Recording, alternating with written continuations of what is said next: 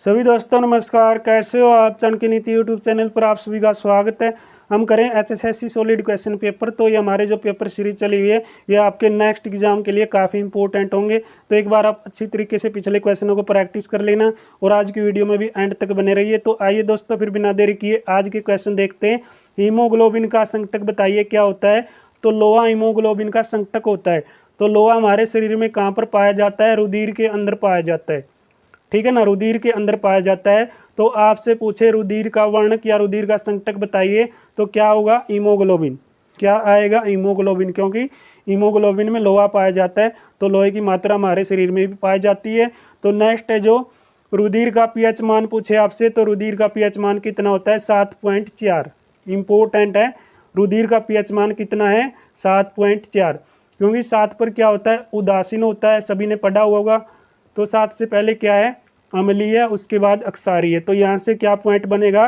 तो रुधिर की जो प्रकृति है वो कैसी है? अक्षारीय है, ठीक है। क्योंकि 7.4 इसका पीएच मान है, तो 7 के आगे 4 आया है पॉइंट में, तो इसलिए इसकी प्रकृति कैसी हो गई? अक्षारीय हो गई। तो इसका जो स्वाद है रुधिर का वो कैसा होता है? तो रुधिर का स्वाद बताइए कैसा होता है? नमकीन है, ठीक है। आप चेक करके देख सकते हैं रुधिर का स्वाद यानी खून का जो स्वाद है वो कैसा है? नमकीन है। तो रुधिर के अंदर कौन सी धातु पाई जाती है पूछा जाए तो रुधिर के अंदर कौन सी धातु पाई जाती है? आयतन धातु पाई जाती है, ठीक है। रुधिर का अध्ययन किसने किया? आपसे पूछे रुधिर का अध्ययन किसने किया तो आप क्या जवाब देंगे? इम्टोलॉजी ने रुधिर का अध्ययन किया। किसने किया? इम्टोलॉजी ने रुधिर का अध्ययन किया था। तो आपसे पूछा जाए, अगर सीरीज में मैं आपको बताऊं, जैसे कि बच्चों में रुधिर की मात्रा कितनी होती है, पुरुषों में कितनी होती है और महिलाओं में कितनी होती है, ये भी आपने नोट कर लेना है। तो बच्चों में रुधिर पाया जाता है यानी बच्चों में खून की मात्रा कितनी पाई जाती है, तो आप यहाँ से इस पॉइंट को नोट करें। 14 से 19 ग्राम बच्चों में खून पाया जाता है। अगर बात की जाए पुरुषों की, तो पुरुषों में कितना खून पाया जाता है? तो पुरुषों में कितना पाया जाएगा? 15 से 17 ग्राम खून की मात्रा पाई जाती है। अगर बात की जाए महिलाओं की, तो महिलाओं के अंदर कितना खून पाया जाता है? 12 से 15 ग्राम। 12 से 15 ग्राम महिलाओं के अंदर खून की मात्रा पाई जाती है, ठीक है। ये इंपॉर्टेंट है। तो हरी सब्जी और पालक इसका एग्जाम्पल हो जाएगा। और सबसे ज़्यादा इसमें कौन सी धातु पाई जाती है? मैंने बताई दी, कौन सी है? आयतन धातु। तो नेक्स्ट हम करते हैं जो अगला प्रश्न है। 1526 में बाबर और इब्राहिम लोदी के बीच कौन सा युद्ध लड़ा गया? बेसिक सा पॉइंट है ये तो, ठीक है। तो कौन सा युद्ध लड़ा गया था? पानीपत की लड़ाई 1526 को लड़ी गई। पूरी डेट आपसे पूछे 21 अप्रैल को क्या किया गया था? 21 अप्रैल 1526 को पानीपत की लड़ाई किस किस के बीच लड़ी गई? बाबर और इब्राहिम लोदी के बीच। बाबर इस युद्ध को जीतता है और बाबर ने जीत की खुशी में पानीपत के अंदर क्या किया था? काबुली बाग मस्जिद का निर्माण किया। तो आपसे पूछे काबुली बाग मस्जिद कहाँ पर है, तो आप क्या जवाब देंगे? पानीपत के अंदर है, ठीक है। तो नेक्स्ट यहाँ से क्या बन सकता है? पानीपत की तीनों लड़ाई आपसे पूछी जाए। पानीपत की दूसरी लड़ाई कब हुई? 5 नवंबर 1556 को। तो मुझे कमेंट बॉक्स के अंदर बताएंगे 5 नवंबर 1556 को पानीपत की दूसरी लड़ाई किस किस के बीच हुई। एक 14 जनवरी 1761 को पानीपत की तीसरी लड़ाई हुई थी, ठीक है। ये लड़ाई किस किस के बीच हुई, तो मुझे ये आप कमेंट बॉक्स में बताना। नेक्स्ट आता है अंतरिक्ष अभियान में कल्पना चावला की मृत्यु हुई है। तो अंतरिक्ष अभियान में कल्पना चावला की मृत्यु कब हुई थी भाई? 1 फरवरी 2003 को। तो 1 फरवरी 2003 को कल्पना चावला की मृत्यु हुई है। तो ये बात आपको पता चल गई इनका संबंध कहाँ से है? करनाल से, ठीक है। ये करनाल की थी। तो आप मुझे बताएंगे कल्पना चावला तारामंडल कहाँ पर है? तो कल्पना चावला तारामंडल कमेंट बॉक्स में बताइए कहाँ पर है। हरियाणा के प्रथम राज्यपाल, तो हरियाणा के पहले राज्यपाल कौन थे? धर्मवीर थे, ठीक है। हरियाणा के पहले मुख्यमंत्री कौन थे? पंडित भगवत दयाल शर्मा। कौन थे? हरियाणा के पंडित भगवत दयाल शर्मा हरियाणा के पहले सीएम थे। और अगर बात की जाए सबसे ज़्यादा यानी सबसे लंबा कार्यकाल राज्यपाल में किसका था? BN चक्रवर्ती का, ठीक है। और सबसे छोटा किसका था? इसका जवाब भी आपने देना है, क्योंकि साथ साथ में आपकी अच्छी प्रैक्टिस हो जाएगी। तो नेक्स्ट है हरियाणा में भैंस की कौन सी नस्ल प्रसिद्ध है? तो कौन सी नस्ल प्रसिद्ध है? भूरा नस्ल, ठीक है। भूरा नस्ल हरियाणा के अंदर भैंस की है।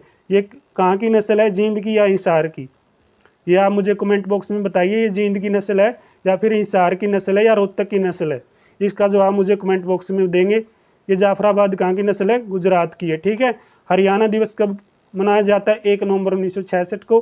बिना ऑप्शन इसका जवाब दे सकते थे। नेक्स्ट है मांझी साहिब गुरुद्वारा बताना भाई। तो मांझी साहिब गुरुद्वारा कहाँ पर है? अम्बाला के अंदर। तो अम्बाला के अंदर क्या है? मांझी साहिब गुरुद्वारा बताया गया इसने। तो आप मुझे कमेंट बॉक्स में बताइए नीम साहिब गुरुद्वारा कहाँ पर है? तो नीम साहिब गुरुद्वारा कहाँ पर है? मैं यहाँ पर आपको बता देता हूँ। छठी पातशाही गुरुद्वारा आपसे पूछे तो कहाँ पर है? तो ये है छठी पातशाही कुरुक्षेत्र के अंदर है। अगर आपसे पूछा जाए नाडा साहिब गुरुद्वारा कहाँ पर है, तो आप क्या जवाब देंगे? पंचकूला के अंदर है। ठीक है ना, ये सभी पूछे गए HSSC के द्वारा प्रश्न है। तो नेक्स्ट है जो गुरुद्वारा लाखन माजरा गुरुद्वारा है जो, ये कहाँ पर है? ये भी पूछे तो लाखन माजरा कहाँ पर है? रोहतक के अंदर। ठीक है, तो गुरुद्वारा लाखन माजरा कहाँ पर हो जाएगा? रोहतक में। तो राजघाट गुरुद्वारा आपसे पूछे तो आप क्या जवाब देंगे? कुरुक्षेत्र के अंदर। ठीक है, कुरुक्षेत्र में क्या है? राजघाट गुरुद्वारा है। अगर आपसे पूछे दमतान साहिब गुरुद्वारा तो आप क्या जवाब देंगे? जींद के अंदर दमतान साहिब गुरुद्वारा है। ठीक है, ये पॉइंट भी आपने नोट करने हैं। तो नेक्स्ट है हरियाणा की प्रसिद्ध खिलाड़ी गीता ज्योतिषी किससे संबंधित है? तो गीता ज्योतिषी किससे संबंधित हो जाएगी? एथलेटिक्स से। किससे संबंधित हो जाएगी? एथलेटिक्स से। तो नेक्स्ट है राज्यसभा सदस्य के रूप में हरियाणा में कितनी सीटें हैं? 5 सीटें हैं। हर वीडियो के अंदर ये क्वेश्चन आता है। विधानसभा की 90 सीटें और जो लोकसभा उसकी 10 सीटें हैं। संदेश साप्ताहिक पत्रिका की शुरुआत किसने की है? तो किसने की थी? नेकीराम शर्मा ने। ठीक है, नेकीराम शर्मा ने संदेश साप्ताहिक पत्रिका की शुरुआत की।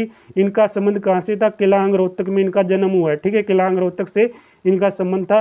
कौन सी भाषा में संदेश समाचार पत्र निकला? मुझे कमेंट बॉक्स में आप बताइए। ठीक है, पूछा गया क्वेश्चन है। नेक्स्ट है अशोक स्तंभ की लिपि बताइए। तो अशोक स्तंभ की लिपि क्या रहेगी? ब्राह्मी लिपि। कौन सी लिपि है? तो अशोक स्तंभ की ब्राह्मी लिपि है। नेक्स्ट क्वेश्चन की ओर बढ़ते हैं। तो नेक्स्ट क्वेश्चन हमारा आता है निम्न में से हरियाणा की राजकीय भाषा, तो राजभाषा या राजकीय भाषा कौन सी है? तो हिंदी हमारी राजकीय भाषा है। और द्वितीय भाषा आपसे पूछे तो वो भी मैं आपको बता चुका हूँ कौन सी है। पंजाबी द्वितीय भाषा है हरियाणा की। ठीक है, नेक्स्ट है हरियाणा में कौन से मुख्यमंत्री उप प्रधानमंत्री बने? तो ये तो आप सभी जानते होंगे, बिना ऑप्शन इसका जवाब दे सकते थे, चौधरी देवीलाल। कौन सा राज्य हरियाणा के पूर्व में है? तो कौन सा राज्य हरियाणा के पूर्व में है? उत्तर प्रदेश हरियाणा के पूर्व में है। उत्तर प्रदेश की राजधानी कौन सी है? लखनऊ है। तो उत्तर प्रदेश से मुख्यमंत्री कौन है? योगी आदित्यनाथ। नेक्स्ट है क्षेत्रफल की दृष्टि से हरियाणा राज्य का सबसे बड़ा, तो सबसे बड़ा शहर पूछा इसने, कौन सा है भाई सबसे बड़ा शहर क्षेत्रफल की दृष्टि से? फरीदाबाद। ठीक है ना, हरियाणा की सबसे बड़ी औद्योगिक नगरी फरीदाबाद है, क्योंकि यहाँ पर क्या है 300 से ज़्यादा उद्योग हैं। 300 से ज़्यादा उद्योग हैं हरियाणा में यहाँ पर, इसलिए इसको औद्योगिक नगरी कहा जाता है। तो यह क्षेत्रफल की दृष्टि से हरियाणा की क्या है? सबसे बड़ी नगरी है, यानी सबसे बड़ा शहर है। तो कौन सा राजा एमू के नाम से प्रसिद्ध हुआ? तो सम्राट हेमचंद्र विक्रमादित्य, 14वें विक्रमादित्य के नाम से जाने गए। ये दिल्ली की गद्दी पर बैठने वाले अंतिम हिंदू शासक थे। नेक्स्ट है तो राजा हर्षवर्धन ने कुरुक्षेत्र के पास थानेश्वर में अपनी राजधानी स्थापित की। कौन सी शताब्दी में राजा हर्षवर्धन ने कुरुक्षेत्र से थानेश्वर अपनी राजधानी बनाई? तो कौन सी शताब्दी में बनाई थी? 7वीं शताब्दी में। कौन सी? 7वीं शताब्दी के अंदर राजा हर्षवर्धन ने कुरुक्षेत्र के पास जो थानेश्वर शहर है उसको अपनी राजधानी के रूप में बनाया है। तो नेक्स्ट है बड़खल झील एक प्राकृतिक झील है, सभी जानते हैं, जो कि हरियाणा राज्य में कहाँ पर है? तो इसका जवाब तो आप दे ही सकते थे, कहाँ पर है? फरीदाबाद के अंदर। बड़खल झील कहाँ पर है? फरीदाबाद में। ये झील कब बनाई गई? 1947 में। तो सूरजकुंड झील कब बनाई गई? 11वीं शताब्दी में। सूरजकुंड झील कहाँ पर है? इसका जवाब मुझे कमेंट बॉक्स में बताइए। सूरजकुंड झील कहाँ पर है? तो इसका प्राचीन नाम क्या था? मयूर झील या अनंगपार तोमर झील। ठीक है, तो अनंगपार तोमर झील भी कहा जाता है सूरजकुंड झील को। तो बताना है इसका निर्माण कब हुआ था और ये कहाँ पर है? राष्ट्रीय दुग्ध अनुसंधान संस्थान NDRI मुख्यालय पूछा इसने, तो ये कहाँ पर? 1955 में है, ये करनाल में हुआ है। पहले ये कहाँ पर था? बंगलोर के अंदर। ठीक है, पहले ये कहाँ पर था? बंगलोर के अंदर था। अब कहाँ पर है ये? वर्तमान में करनाल में है राष्ट्रीय दुग्ध अनुसंधान संस्थान। ठीक है, NDRI, इसकी फुल फॉर्म भी आपसे पूछी जाए तो आप बता देंगे। नेक्स्ट है कौन सा जिला हरियाणा का 22वां जिला बना? तो चरखी दादरी जिला हरियाणा का 22वां जिला बना। तो आप मुझे कमेंट बॉक्स के अंदर बताएंगे। अगर मैं आपसे पूछूं हरियाणा का 9वां जिला कौन सा बना? ठीक है, हरियाणा का 9वां जिला कौन सा बना? बिल्कुल बेसिक सा पॉइंट पूछा है, तो आप बता दीजिए। नेक्स्ट है हरियाणा राज्य के कृषि मंत्री, तो वर्तमान में कृषि मंत्री कौन है? इसका जवाब मुझे आप कमेंट बॉक्स में देंगे, क्योंकि ये पिछला करंट का क्वेश्चन है तो पिछले कौन थे, श्री ओम प्रकाश धनखड़, लेकिन अब वो नहीं, क्योंकि अब क्या है, ये बीजेपी पार्टी के क्या है, बीजेपी पार्टी के अध्यक्ष हैं। ठीक है, तो इन्होंने क्या पदभार संभाला है, अध्यक्ष का पदभार संभाला है। तो वर्तमान में बताना आपने कौन है भाई, कृषि मंत्री और कौन है वित्त मंत्री। भारत में ब्रिटिश सत्ता के दौरान अड़प नीति किसने अपनाई भाई, तो भारत में ब्रिटिश सत्ता के दौरान अड़प नीति किसने अपनाई, अड़प नीति तो किसने अपनाई थी, लॉर्ड डलहौजी ने। 1857 की क्रांति में निम्न में से किसने हिस्सा नहीं लिया, तो किसने हिस्सा नहीं लिया, सभी ने हिस्सा लिया था, लेकिन चंद्रशेखर आज़ाद एक ऐसे व्यक्ति थे जिन्होंने क्या किया, 1857 की क्रांति में हिस्सा नहीं लिया। नेक्स्ट है, क्षेत्रफल की दृष्टि से निम्न में से कौन सा भारत का सबसे बड़ा राज्य है, तो क्षेत्रफल में कौन सा है, सभी जानते हैं राजस्थान है, और जनसंख्या में कौन सा है, उत्तर प्रदेश है। स्टॉकहोम की राजधानी पूछे आपसे, तो स्टॉकहोम की राजधानी स्वीडन। ठीक है, तो स्टॉकहोम जो राजधानी है वो कौन से देश की है, स्वीडन देश की है। तो नेक्स्ट आता है, केंद्र राज्य संबंधों के सीमार्थ गठित आयोग के चेयरमैन कौन है। ठीक है, ये आपने देख लेना है, कहीं चेंज हो गया होगा। ठीक है, क्योंकि पिछला करंट का क्वेश्चन है, तो ये आपने चेक करना है। संयुक्त राष्ट्र महासचिव का सामान्य कार्यकाल कितना होता है, तो कितना होता है, 4 वर्ष का होता है संयुक्त राष्ट्र महासचिव के कार्यकाल। ठीक है, अगर आपसे पूछे राष्ट्रपति का कार्यकाल कितना है, तो आप बताएंगे 5 वर्ष। ठीक है, मुख्यमंत्री का कार्यकाल कितना है, 5 वर्ष। राज्यसभा सदस्यों का कार्यकाल कितना है, 6 वर्ष। अगर आपसे पूछे गांव के अंदर जो सरपंच बनता है उसका कार्यकाल होता है 5 वर्ष का, और उसे चुनने की उम्र कितनी होती है, 21 वर्ष। ठीक है, 21 वर्ष का व्यक्ति क्या है, सरपंच का चुनाव लड़ सकता है। और हरियाणा में आगामी नवंबर के अंदर सरपंच चुनाव होने जा रहे हैं, ऐसा खबरों के माध्यम से बताया जा रहा है। तो 100 रुपये के नोट पर किसके हस्ताक्षर होते हैं, तो 100 रुपये के नोट पर किसके हस्ताक्षर होंगे बताइए, तो 100 रुपये के नोट पर आरबीआई गवर्नर के। ठीक है, तो आरबीआई गवर्नर के 100 रुपये के नोट पर हस्ताक्षर होते हैं। तो रायगढ़ किला किस ऐतिहासिक व्यक्ति से संबंधित है, तो किससे, शिवाजी मराठा से संबंधित है, जो औरंगजेब के समकालीन शासक थे। तो आपसे पूछे औरंगजेब के समकालीन शासक कौन थे, शिवाजी। ठीक है, शिवाजी कौन थे, औरंगजेब के समकालीन शासक। औरंगजेब के समकालीन शासक के रूप में शिवाजी को जाना जाता था, जिन्होंने क्या किया, अपने 23 किले भी इनको दिए थे, किसको, मुगलों को, यानी औरंगजेब को 23 किले क्या कर दिए, भेंट कर दिए थे शिवाजी ने।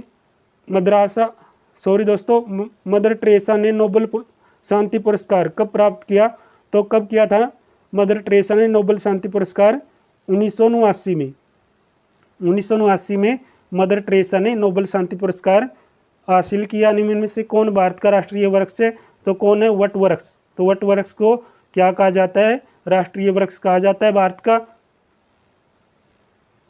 नेक्स्ट है, चिल्का झील कहाँ पर है, तो चिल्का झील बताइए कहाँ पर है, झील से संबंधित भी क्वेश्चन आता है। तो चिल्का झील बताना है आपने कहाँ पर है, ओडिशा में। ठीक है, चिल्ली झील बताइए कमेंट बॉक्स में, हरियाणा में चिल्ली झील कहाँ पर है। ठीक है, चिल्ली झील बताना है आपने कहाँ पर है। नेक्स्ट है, तृतीय विश्व पद का क्या अर्थ है भाई, तृतीय विश्व पद का अर्थ पूछा इसने, क्या रहेगा, तो क्या रहेगा, विकासशील देश। ठीक है, जो विकासशील देश होते हैं वो कौन सी श्रेणी में आते हैं, तृतीय विश्व की श्रेणी में आती है। तो किस वर्ष में हिंदी भारत संघ की राजभाषा के रूप में प्रभाव में आई, तो कौन से वर्ष में जो हिंदी है भारत संघ की राजभाषा घोषित की गई, तो कौन से वर्ष में की गई थी, 1965 के दौर में। वर्ष 1975 में भारत के पहले उपग्रह आर्यभट्ट हैं, जो प्रक्षेप से किस देश से चुना गया था, वो सोवियत संघ से। ठीक है, तो वर्ष 1975 में भारत के पहले उपग्रह आर्यभट्ट का जो प्रक्षेपण हुआ है वो कौन से देश से हुआ प्रक्षेपण, तो ये हुआ था सोवियत संघ यानी रूस से। तो ग्रैंड स्लैम पद किस खेल से संबंधित हो जाएगा, तो ये हो जाएगा हमारा लॉन टेनिस से। रंगास्वामी कब कहाँ से संबंधित हो जाएगा, हॉकी से संबंधित हो जाएगा। तो डोल ट्रम्स पट्टा कहाँ से अवस्थित हो जाएगा, तो ये कहाँ पर हो जाएगा, भूमध्य रेखा के समीप अवस्थित हो जाएगा। ठीक है, तो नेक्स्ट है, निम्न में से किस ग्रह का एक भी प्राकृतिक उपग्रह नहीं, तो कौन से ग्रह का एक भी प्राकृतिक उपग्रह नहीं है, तो आप क्या जवाब देंगे, तो आप जवाब देंगे वरुण ग्रह का कोई भी प्राकृतिक उपग्रह नहीं है। तो नेक्स्ट क्वेश्चन है, दक्षेश यानी जो सार्क है उसका स्थायी सचिवालय कहाँ पर है, तो सार्क का स्थायी सचिवालय पूछा इसने कहाँ पर है, काठमांडू। काठमांडू राजधानी कौन से देश की है, बताइए, नेपाल की है, मैं ही बता देता हूँ। ठीक है ना, ज़्यादा कष्ट करने की जरूरत नहीं, नेपाल की राजधानी क्या है, काठमांडू है। तो दक्षेश यानी सारक का प्रथम महासचिव पूछा इसने, तो प्रथम तो पता होगा कौन है, तो क्या जवाब देंगे, अबुल एहसान। कौन है, अबुल एहसान दक्षेश यानी सारक के प्रथम महासचिव नियुक्त हुए हैं। तो प्रथम संश्लेषण के दौरान पादप और पेड़ कौन सी गैस को छोड़ते हैं, तो ऑक्सीजन गैस यानी O2 को छोड़ते हैं। तो नेक्स्ट आता है, विज्ञान की उस शाखा का नाम बताइए जो ध्वनि तथा ध्वनि तरंगों का अध्ययन करती है। तो क्या कहा जाता है इसको, विज्ञान की वो कौन सी शाखा है जो ध्वनि के बाद ध्वनि तरंगों का अध्ययन करती है। एका तो एकाउसिटिक्स, क्या कहा जाएगा, एकाउसिटिक्स। ठीक है, किस राज्य में प्रथम राष्ट्रपति शासन की अवधि क्या रहेगी। अगर किसी भी राज्य में राष्ट्रपति शासन लगाना है तो 6 महावर्ष के अंदर क्या किया जाता है, चुनाव करवाना होता है। तो 6 महावर्ष यानी 6 महीने की अवधि होती है। तो नीति आयोग ने किसका स्थान लिया भाई, नीति आयोग ने योजना आयोग का स्थान लिया। तो ये स्थान कब लिया गया, मुझे कमेंट बॉक्स में बताइए। तो रजत किस तापक्रम पर पिघलता है, तो रजत कौन से तापक्रम पर पिघलता है, 960 डिग्री सेल्सियस, 960 डिग्री सेल्सियस पर क्या है, रक्त पिघलता है। तो नेक्स्ट आता है, निम्न में से कौन 2016 ICC cricket hall of fame में प्रतिष्ठित हुआ है। तो कौन हुआ था भाई, ये मुथैया मुरलीधरन। ठीक है, तो मुथैया मुरलीधरन को 2016 में क्रिकेट हॉल ऑफ फेम का खिताब दिया गया। ठीक है, भारतीय ओलंपिक संघ ने रियो ओलंपिक में स्वर्ण पदक विजेता एथलीट के लिए नगद पुरस्कार की घोषणा कब की और कितनी की थी। ये 50 लाख रुपए की घोषणा की, मुझे बताइए कब की गई थी। ठीक है, अब कितनी घोषणा की गई है, ठीक है, बढ़ा दी गई है या कम है, ये आपने चेक करना है क्योंकि ये पिछला क्वेश्चन है, तो अच्छी तरीके से आपने याद करना है। किस राज्य सरकार ने हाल ही में भारत छोड़ो आंदोलन की 75वीं जयंती की प्रतिष्ठा के लिए भारत छोड़ो स्वराज से सुराज पहल आरंभ की है। तो कहाँ से शुरू की गई थी ये शुरू की गई थी महाराष्ट्र से। कहाँ से शुरू की गई थी ये पहल, महाराष्ट्र से शुरू की गई। गुजरात के नए मुख्यमंत्री के रूप में किसने शपथ ली है, ये आप चेक कर लेना। ठीक है, विजय रूपाणी के बाद अब नया मुख्यमंत्री कौन है। तो नेक्स्ट है, तो नेक्स्ट दिया गया है, विंबलडन 2016 का पुरुष एकल खिताब किसने जीता। तो किसने जीता था, एंडी मरे ने। किसने, एंडी मरे ने। तो शब्दों के 4 युग्म दिए गए हैं जिनमें से 3 युग्म आपस में मिलते हैं, एक युग्म आप तीनों के अंदर नहीं मिलता। तो कौन सा होगा, जैसे कि दुकानदार ग्राहक से मिलता है, डॉक्टर रोगी से मिलता, वकील है क्या मुकविल से मिलेगा। तो क्या हो जाएगा हमारा जो गलत ऑप्शन होगा, लिपिक क्या है, फाइल से नहीं मिलती। तो लिपिक किससे मिलती है, फाइल से नहीं मिलती। तो कमेंट बॉक्स में बताइए किससे मिलेगी। ठीक है, नेक्स्ट ये रीजनिंग का क्वेश्चन आपने कर लेना है, बिल्कुल सिंपल है, ये भी आपने कर लेना है। ठीक है ना, इसमें 8वां पद पूछा है कौन सा आएगा, तो ये भी आ गया। ठीक है, इसमें आप डायग्राम बनाएंगे अच्छी तरीके से, आप निकाल पाएंगे सभी क्वेश्चन, कोई डाउट नहीं रहेगा। तो नेक्स्ट प्रश्न आता है, एक धावक 200 मीटर दौड़ और 24 सेकंड में तय कर लेता है तो उसकी चाल बताइए। ये भी आपने निकाल लेना है। तो कौन सी धातु मुक्त अवस्था में पाई जाती है, तो कौन सी धातु पाई जाती है मुक्त अवस्था में, तो आप कहेंगे प्लेटिनियम। हीरा किसका अपरूपी रूप है, तो आप क्या कहेंगे, कार्बन का रूप है। ठीक है, तो नेक्स्ट है, सेलाइवा में विद्यमान एंजाइम का नाम बताइए जो कि स्टार्च को ताड़ता है। तो उसका क्या नाम रहेगा, तो उसका नाम रह जाएगा हमारा क्या है, इमाइलेज। क्या है, इमाइलेज नाम हो जाएगा जो सेलाइवा में विद्यमान एंजाइम का नाम बताया गया है, इमाइलेज। ठीक है, नेक्स्ट है, उत्तक जो पौधों में जल का परिवहन करता है उसको क्या कहते हैं। तो उत्तक जो पौधों में क्या करेगा, जल को भेजेगा, उसको क्या कहेंगे, जाइलम कहेंगे। विद्युत धारा का परिणाम मापने के लिए प्रयुक्त उपकरण बताइए, क्या है, एमीटर। ठीक है, एमीटर को क्या कहा जाता है, विद्युत धारा में परिमाप को मापने के लिए प्रयोग में लाया जाता है। तो नेक्स्ट है, यहाँ से इंग्लिश शुरू हो गई है, आपने चेक कर लेना है। ठीक है, अपोजिट वर्ड भी पूछे जाते हैं और जो टेंस हैं, आर्टिकल है, प्रीपोजिशन है, मोडाल्स हैं। ठीक है, ये सभी क्वेश्चन आते हैं तो आपने इनको अच्छी तरीके से कर लेना। एंटोनिम सिनोनिम्स भी पूछे जाते हैं, ये भी आपने कर लेना। ठीक है, यहाँ पर प्रीपोजिशन पूछी गई है। तो नेक्स्ट क्वेश्चन आता है, हिंदी से शुरू हो गए हैं, काला नाग मुहावरे का सही अर्थ बताइए। तो काला नाग मुहावरे का सही अर्थ क्या रहेगा, घातक व्यक्ति। ठीक है, तो काला नाग मुहावरे का क्या अर्थ है, घातक व्यक्ति।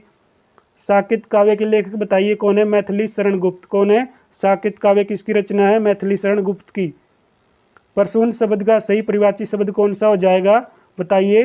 तो प्रसून शब्द का सही परिभाषित शब्द सरोज हो जाएगा। हरिवंश बच्चन का जन्म कहाँ पर हुआ? प्रयाग में। प्रयाग इलाहाबाद में हरिवंश बच्चन का जन्म हुआ है। तो ये पंक्तियां पूछा किसकी है? परित सरिस धर्म नाही भाई, पर पीड़ा सम नाही अगमाई। ये पंक्तियां किस कवि ने लिखी? तो किसने लिखी थी ये पंक्तियां? तो आप क्या जवाब देंगे? ये पंक्तियां लिखी है तुलसीदास शर्मा ने। ठीक है, तुलसीदास शर्मा ने लिखी है। रामचरितमानस किसके द्वारा लिखी गई? तुलसीदास शर्मा के द्वारा। ठीक है। महा उर्मी का संधि विच्छेद पूछा, तो महा उर्मी का संधि विच्छेद क्या रहेगा? मोह उर्मी। तो इसमें आप संधि भी बता दीजिए मुझे कौन सी आएगी। नेक्स्ट है, निम्नलिखित में उस शब्द समूह के लिए उपयुक्त शब्द का चयन करना है। जो कभी नहीं मरता वो क्या कहलाता है? अमर। ठीक है, जो कभी नहीं मरता वो क्या कहा जाता है? अमर कहा जाता है। तो नेक्स्ट है, तो नेक्स्ट इसमें पूछा अलंकार। ठीक है, यानी अलंकारों का मिलान करना है। तो बताया गया है पीपर पात सरिस मंडोला, इसमें कौन सा अलंकार है? तो इसमें बताइए भाई कौन सा अलंकार है? तो इसमें क्या है? उपमा अलंकार। पीपर पात सरिस मंडोला, इसमें कौन सा अलंकार है? उपमा अलंकार, यानी एक का मिलान बै के साथ हो जाएगा। और जो दिया गया नेक्स्ट आय महत बसंत, तो इसमें कौन सा अलंकार हो जाएगा?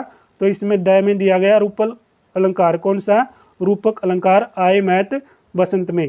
तो नेक्स्ट बताया गया है चमक गई चंपला चमचम, तो चमक गई चंपला चमचम, इसमें कौन सा अलंकार है? तो इसमें बताइए कौन सा अलंकार हो जाएगा? तो इसमें अलंकार हो जाएगा ए। ठीक है, यानी अनुप्रास अलंकार। तो अनुप्रास अलंकार हो जाएगा। तो नेक्स्ट बचता हमारा जो देख लो साकेत नगरी, यही क्या है? स्वर्ग से मिलने गगन में जा रही है। तो इसमें अतिशयोक्ति अलंकार हो जाएगा। ठीक है, तो ये जो मिलान मैंने बताए हैं तो ये किस किस से दिए गए हैं आपने पता चल गया। तो इसमें राइट आंसर बताया गया है डी। ठीक है, ये आपने चेक कर लेना है।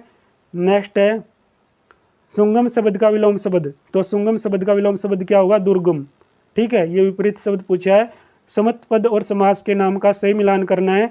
जैसे कि वाग्दत्ता पूछा इसने, तो वाग्दत्ता में कौन सा समास है? तो कौन सा समास है वाग्दत्ता में? तो आप क्या बताएंगे? तत्पुरुष। ठीक है, वाग्दत्ता यानी इसमें क्या है? दूसरा पद क्या है? प्रधान होता है। और तत् का मीनिंग क्या होता है? वह, यानी वह पुरुष, यानी दूसरे व्यक्ति की बात हो रही है। तो वाग्दत्ता तत्पुरुष समास है। तो धर्मो धर्म, तो धर्मो धर्म क्या हो जाएगा? तो धर्मो धर्म हो जाएगा हमारा क्या है? द्वंद्व समास। ठीक है, इसमें दोनों पद प्रधान होते हैं। तो सप्ताह में कौन सा समास होता है? तो सप्ताह में बताइए, तो सप्ताह में कौन सा समास होता है? तो इसमें द्विगु समास होता है क्योंकि ये संख्यावाचक है। तो कमलनयन में कौन सा समास है? कर्मधारय समास। ठीक है ना, क्योंकि क्या इसके दोनों पदों की विशेष्य और विशेषता बताई गई है। उपमेय उपमान का इसमें संबंध होता है। ठीक है, इसमें राइट आंसर हमारा बी हो जाएगा। नेक्स्ट है मई 2016 में किस समिति ने नई शिक्षा नीति पर अपनी रिपोर्ट पेश की थी? तो किसने की थी ये? 2016 का करंट का क्वेश्चन है। PSR सुब्रमण्यन समिति ने। लोकप्रिय लोक नृत्य गरबा कौन से राज्य में किया जाता है? तो गरबा नृत्य गुजरात का नृत्य है। भारत के स्वाधीनता संग्राम के परिप्रेक्ष्य में 1905 में निम्न में से किस कारण से सुप्रसिद्ध रहा है? ये बंगाल विभाजन के कारण। बंगाल विभाजन कब हुआ? 1905 में। ठीक है, जिसको स्वदेशी आंदोलन के नाम से भी जाना जाता है। नेक्स्ट है तो निम्न में से किसकी आबादी सबसे कम है? तो किसकी आबादी सबसे कम है? लक्षद्वीप। तो लक्षद्वीप केंद्र शासित प्रदेश की आबादी सबसे कम है। राज्यसभा के सदस्यों का कार्यकाल कितना होता है? 6 वर्ष कार्यकाल होता है, कई बार बात कर चुके हैं। तो नेक्स्ट है नीचे दिए गए शब्दों को एक सही क्रम में लिखना हमने, और प्रश्न के नीचे दिए गए जो विकल्प दिए गए हैं उनका श्रेणी का चयन करना है। ठीक है, जैसे कि ये रीजनिंग का क्वेश्चन है, इसको हमने सीरीज के अंदर बनाएंगे शुरुआत में। तो सीरीज में बनाते हैं। चलिए, उंगली की बात हो रही है तो उंगली में क्या हो जाएगा? हथेली बाद में आएगी या उंगली पहले आएगी? तो उंगली पहले आएगी, उसके बाद हथेली आएगी। तो हथेली के बाद क्या हो जाएगा? हथेली के बाद कोनी आ जाएगी। ठीक है, कोनी के बाद क्या आएगा? तो कोनी के बाद कलाई, कलाई के बाद कंधा। ठीक है, ये सीरीज में रख देने हमने सभी। नेक्स्ट है दिए गए शब्दों के वर्ण क्रमानुसार व्यवस्थित करना है और तीसरे स्थान पर आने वाले शब्द का चयन करना है। ये भी बिल्कुल सिंपल है। ठीक है, अगर आपको पता है कि एल कौन से नंबर पे, एफ कौन से नंबर पे, ये भी आप अच्छी तरीके से निकाल पाएंगे। सही विकल्प पूछा इसने, लिखने वाला लिखना है तो अकलाने वाला क्या हो जाएगा? बोलना। ठीक है, अकलाने वाला बोलना हो जाएगा, लिखने वाला लिखना है तो। नेक्स्ट है निम्नलिखित प्रश्न में 4 शब्द दिए गए हैं जिनमें से 3 किसी रूप में एक समान है और चौथा भिन्न है, तो कौन सा वो जहाज है। ठीक है, क्या है, जहाज। दिए गए विकल्पों में से छोटे पदों का चयन करना है, PD। ठीक है, ये निकाल के देख लेना, बिल्कुल सिंपल है। नेक्स्ट दिया गया है मैथ का क्वेश्चन है, ये भी आपने निकालना है। ठीक है, वैसे टिक नहीं करना है, निकाल के देखने। ये सभी क्वेश्चन मैथ के हो गए शुरू, तो यहाँ से हमारा मैथ स्टार्ट हो जाता है। तो मैथ के आपने अच्छी तरीके से करने हैं। तो हमने क्या कर लिए हैं, 100 क्वेश्चन कंप्लीट कर लिए हैं। और अंतिम क्वेश्चन क्या था, साइंस का, शरीर का तापक्रम कम करने के लिए किस औषध का यानी किस दवाई का प्रयोग किया जाता है। तो किस दवाई का प्रयोग किया जाता है, जवसनाशी दवाई का, जवसनाशी दवाई का प्रयोग किया जाता है शरीर का तापक्रम कम करने के लिए, ताप कम करने के लिए। तो ये इम्पोर्टेंट है। तो ये हमने किए हैं 100 क्वेश्चन जो आपके लिए काफ़ी यूजफुल है। अगर वीडियो में कुछ भी कमी देखी है तो कमेंट बॉक्स में आप ज़रूर बताइए और वीडियो को ज़्यादा से ज़्यादा शेयर करें। तो मिलते हैं नेक्स्ट वीडियो में, तब तक जय हिंद जय भारत।